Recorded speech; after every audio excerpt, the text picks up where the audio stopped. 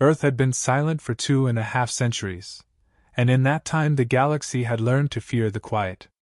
The Concorde classified Sol as Dark Zone 7A, a designation reserved for regions where contact had ceased under circumstances too unsettling to investigate.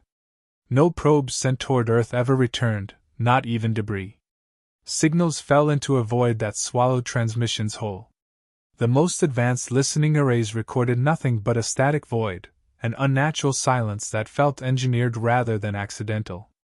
Across the galactic capitals, species debated in hushed tones what had happened to humanity. The first diplomats who had met humans 250 years earlier described them with contradictory impressions: polite yet unsettling, curious yet guarded, brilliant yet impossibly stubborn. They had asked for time before joining the Concorde, promising an answer when they were ready. That was the last anyone had heard. Some theorized a planetary catastrophe, perhaps self-inflicted. Others insisted humanity had regressed, collapsing under its own technological weight. A few believed Earth had discovered something dangerous and had withdrawn deliberately. But no one had proof, only fear disguised as speculation. Ambassador Threxon remembered those early days more clearly than most. His species lived long, and he had been among the team that first set foot on Earth. He remembered the humans' eyes, not their biology, but the way they looked at the universe, as if it were a puzzle they fully intended to solve, no matter the cost. Even then, their restraint had seemed performative, a mask over something deeper. When Earth fell silent, Threxon had been one of the few who believed they had done it intentionally. Now the galaxy trembled again. Gravitational anomalies rippled outward from Sol with impossible precision, forming patterns that looked almost like scripted signals written across space-time. Instruments misread distances. Stars flickered in synchronized pulses. Entire navigation grids recalibrated themselves around new reference points they did not understand. Military fleets scrambled to readiness. Scientists argued with increasing panic. Politicians called emergency sessions that lasted through multiple planetary cycles. Rumors spread at the speed of fear. Earth was waking up. Threxon, summoned out of retirement, studied the anomaly charts. They resembled nothing natural. Something had reconfigured gravitational constants within a controlled radius, an achievement the Concorde considered utterly theoretical. Whatever humanity had spent the last 250 years doing, it had not been dying. As preparations mounted, the situation escalated without warning. Every communication device in Concorde space, from personal implants to planetary superrelays, froze simultaneously. Static flickered for a heartbeat. Then a single signal overrode every channel. The transmission was primitive by modern standards, audio only, unencrypted, carrying no metadata. Yet it forced itself through defenses with ease. A voice, unmistakably human, spoke 3 words. "We are ready." The simplicity of the message made it more alarming than any threat could have. The Concorde scrambled to interpret its meaning. Sensors confirmed the signal originated from Earth itself, though no known transmitter could have pierced the quantum dampening field surrounding the planet. The voice carried no inflection, no emotion, only quiet certainty, certainty that made even hardened generals uneasy. Debate broke out instantly.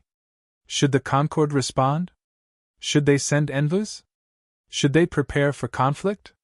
Some argued humanity had no right to summon the galaxy after centuries of isolation. Others warned that ignoring the message might be far more dangerous. Threxon listened to the chaos with grim familiarity. This was exactly what he had feared, humanity re-emerging on their own terms, not as petitioners but as something altogether different. The gravitational anomalies intensified. Space around Sol distorted like ripples spreading from a stone dropped into water. Fleets dispatched toward the solar boundary reported their drives flickering, not failing, but synchronizing, as if an external system were quietly guiding them. Threxon recognized the signature. During first contact, human scientists had speculated about resonance-based navigation techniques. The Concorde had dismissed it as fanciful. The patterns now unfolding across the cosmos suggested humanity had not dismissed it at all. Earth had been silent not because it was weak, but because it had been preparing.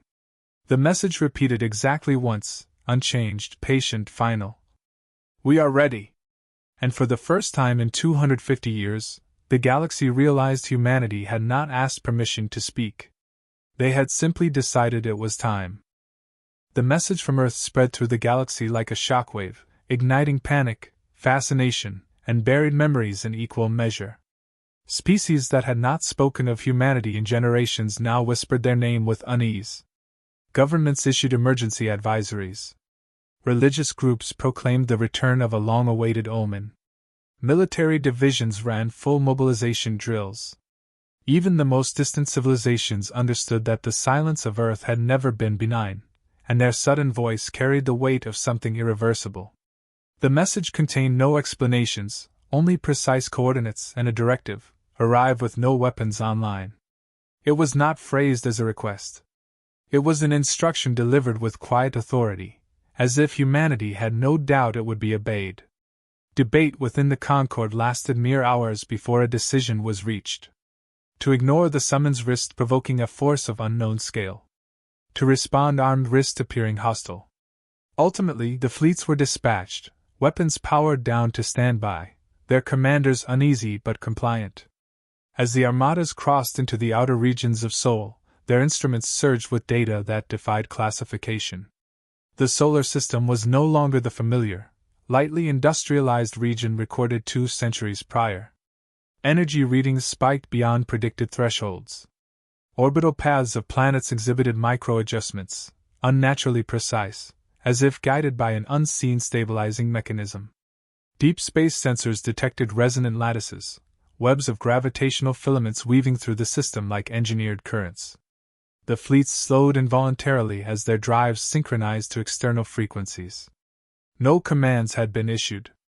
The ships simply aligned themselves with a calibration field permeating the region. Engineers scrambled to override the influence, but the effect posed no danger. It merely ensured that every vessel moved according to a pattern originating from Earth itself. This was not interference, it was orchestration. As the armadas advanced, they witnessed structures no Concord intelligence report had ever catalogued. Enormous rings encircled Earth and portions of its orbit, layered with rotating segments whose surfaces shimmered with angular, pulsating patterns.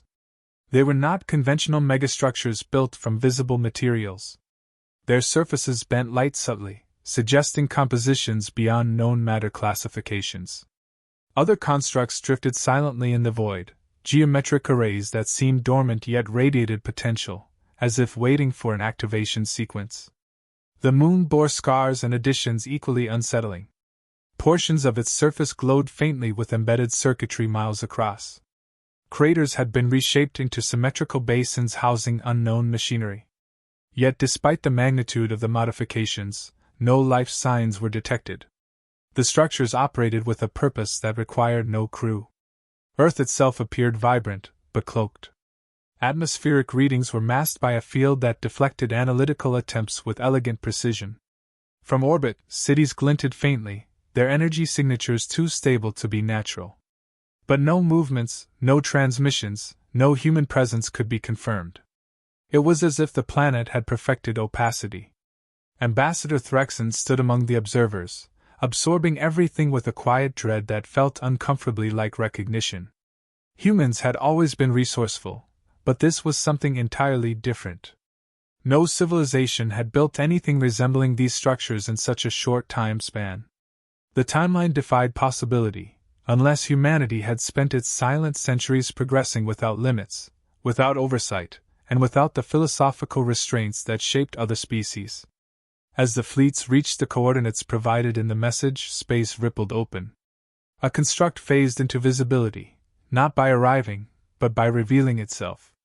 It was a vast orbital platform suspended within a cage of luminous, shifting geometry. Its form was utilitarian yet impossibly advanced, as though designed by minds who had long abandoned the need to show their work. A transmission pierced every channel simultaneously. No hologram accompanied it. No figure appeared. Only a voice, calm, controlled, unmistakably human. "Welcome.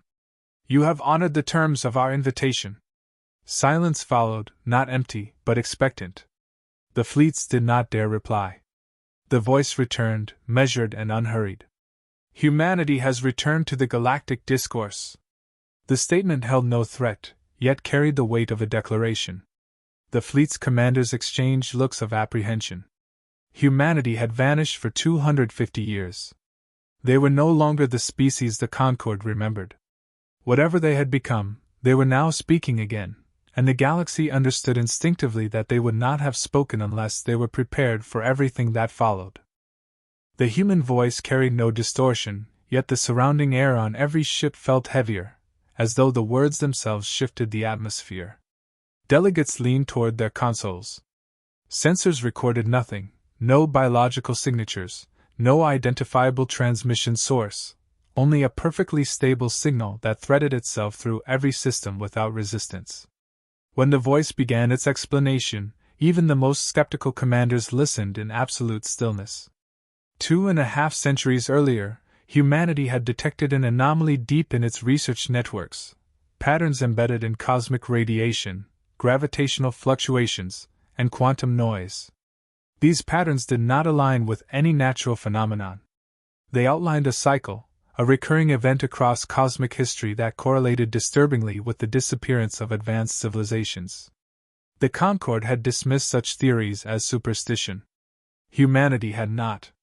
According to the voice, Earth had uncovered evidence of an automated extinction mechanism.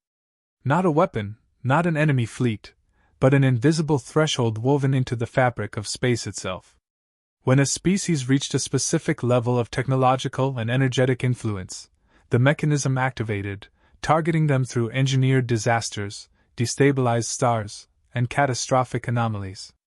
It was not personal, it was systematic. A safeguard built by a long-dead precursor civilization to prevent existential threats from emerging. The Concorde delegates exchanged uneasy glances. They had theorized about a great filter, but never as something tangible. Yet the human voice continued, unperturbed, describing events with precision that allowed for no doubt. Upon realizing what they had discovered, humanity made a decision few species could even comprehend. They vanished deliberately. They severed all detectable emissions, shut down global networks, dismantled orbital infrastructure, and wrapped their planet in layered quantum obfuscation. Every signal leaving Earth was terminated. Every attempt to observe Earth from external space was redirected or nullified. They erased themselves from the galactic map before the filter could target them. What followed, according to the voice, was not silence but survival. Humanity endured disasters triggered by the mechanism, planetary storms that fractured continents, spatial distortions that shredded orbital platforms, and energy pulses that destabilized infrastructure. Cities fell and were rebuilt. Nations dissolved and reformed under a unified imperative. Every generation inherited the knowledge that they were hunted by something they could not outrun, only outsmart. To resist the filter, humanity pushed its limits far beyond any ethical or theoretical boundaries the Concorde observed. Their scientists weaponized dark energy instabilities. They built predictive engines capable of simulating quantum future states. They created megastructures that anchored spacetime to prevent distortions. They learned to manipulate gravitational harmonics, building defenses invisible to all but the most advanced detectors. The voice did not elaborate on casualties or failures, but its tone carried the weight of millennia of effort compressed into centuries. Humanity had fought an extinction sequence designed to be unwinnable, and each near catastrophe only made them more relentless. They lost millions, then rebuilt with determination so absolute it frightened even the listeners who had never met a human. Recordings interlaced with the transmission, compressed glimpses of humanity's struggle. Not images, but layered audio signatures, roaring atmospheric ruptures, resonating shield cascades, calibrations of impossible machines, voices issuing commands through chaos. Every sound conveyed the same message: humanity had refused to die quietly. The delegates listened as the voice described how Earth transformed itself into a fortress disguised as a graveyard. The structures they saw now, rings, lattices, orbital arrays, were not symbols of pride but necessities forged through repeated brutality. Each innovation had bought humanity more time. Each failure had taught them what the filter would try next. At the end of the explanation, the voice fell silent for several breaths, allowing the magnitude of the truth to settle. Then it spoke with calm finality. "We did not hide from you. We hid from what hunts us all. And now it moves again." The fleets remained motionless. For the first time, the galaxy understood why Earth had vanished. Humanity had faced the impossible alone, and survived. The silence that followed humanity's revelation was not hesitation but calculation. Delegates scrambled to process the implications while the human voice resumed, steady and controlled. It stated plainly that the extinction mechanism was no longer probing Earth alone. It had begun evaluating the wider galactic energy footprint. Technological signatures across Concord space had reached a level that triggered its next cycle. The galaxy had mistaken peace for safety. Humanity had known better. Without warning, a map unfolded across every ship's interface, constructed from pure data rather than projection. It detailed nodal points where the filter's dormant machinery had begun to stir, collapsed star remnants vibrating at unnatural frequencies, dormant megastructures resurfacing from hyperspace folds, anomalies distributed with surgical precision. These were not random threats. They were coordinated components of an automated system preparing to collapse multiple civilizations simultaneously. What stunned the Concord most was not the danger but the clarity with which humans described it. Their familiarity with the pattern was absolute, as though they had studied it from every angle and endured its full force.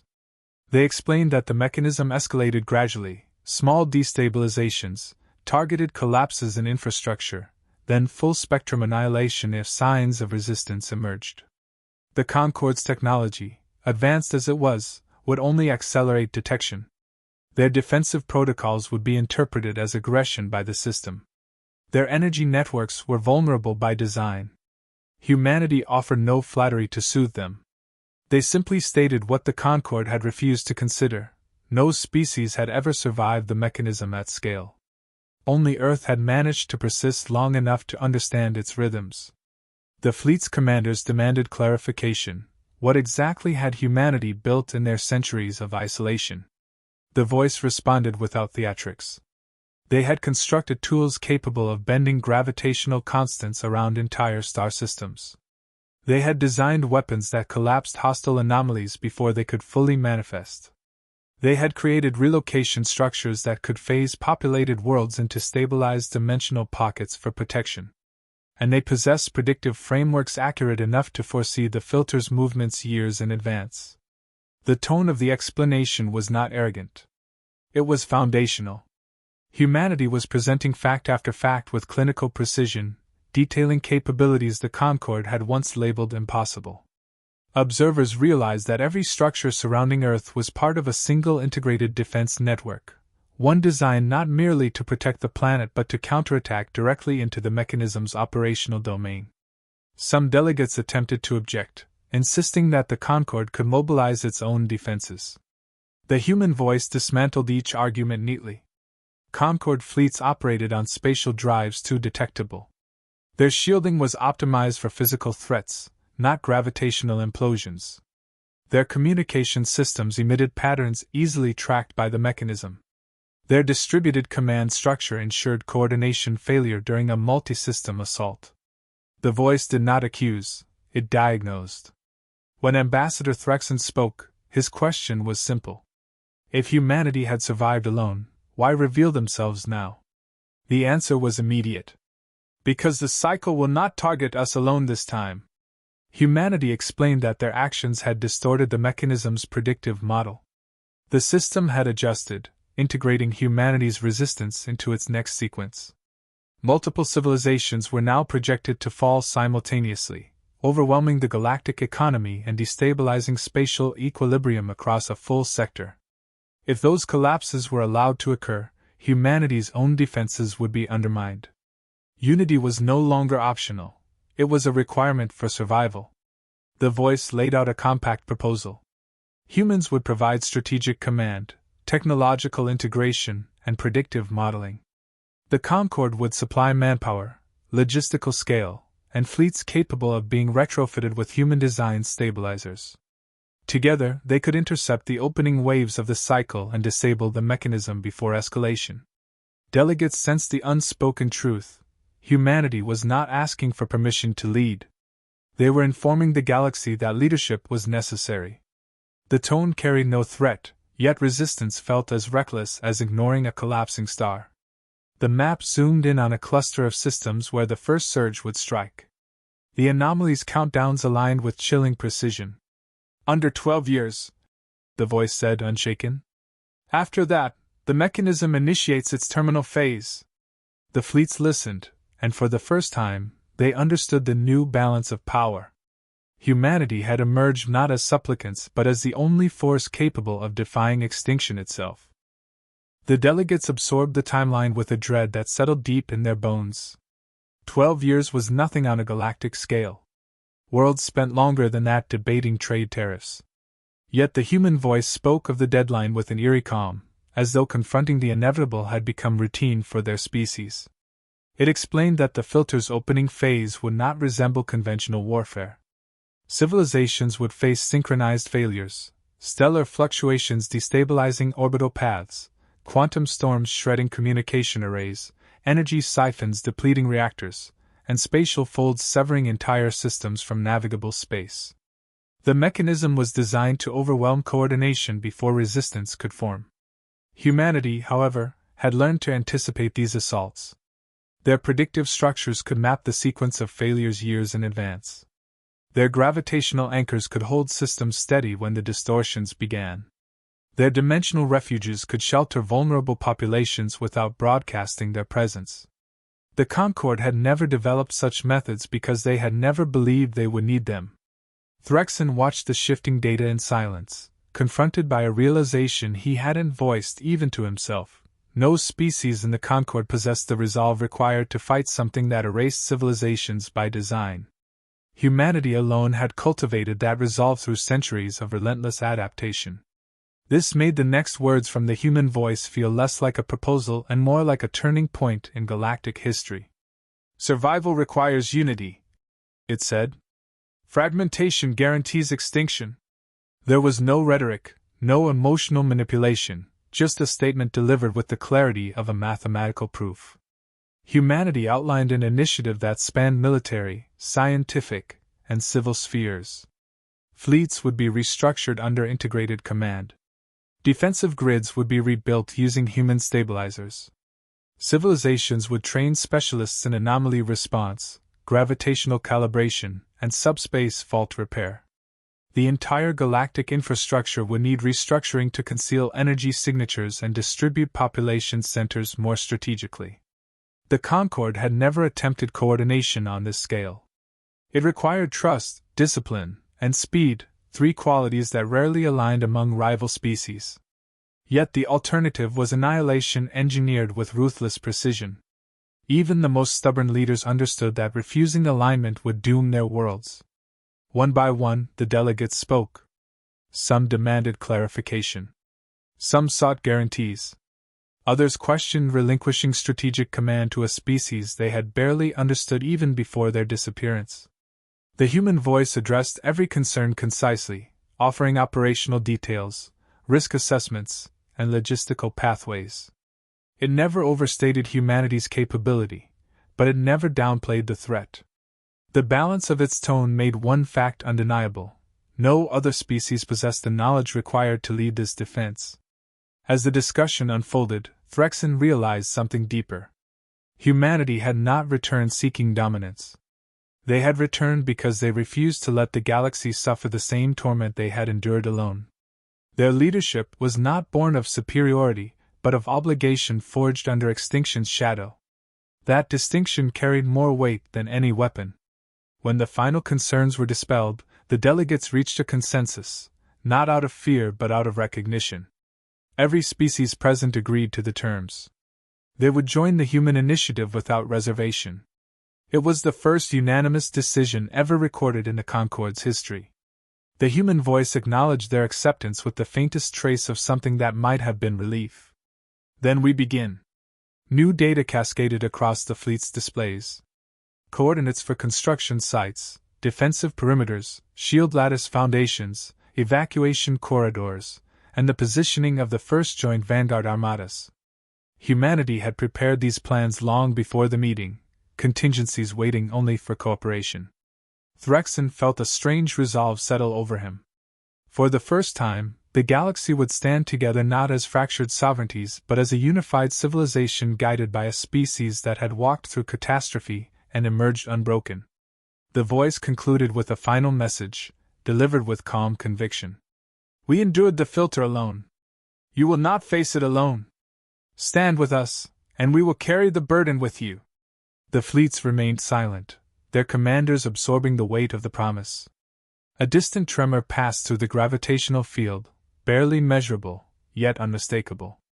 The mechanism had begun its awakening. Humanity's final words echoed through every ship. And for the first time, the cycle will encounter resistance.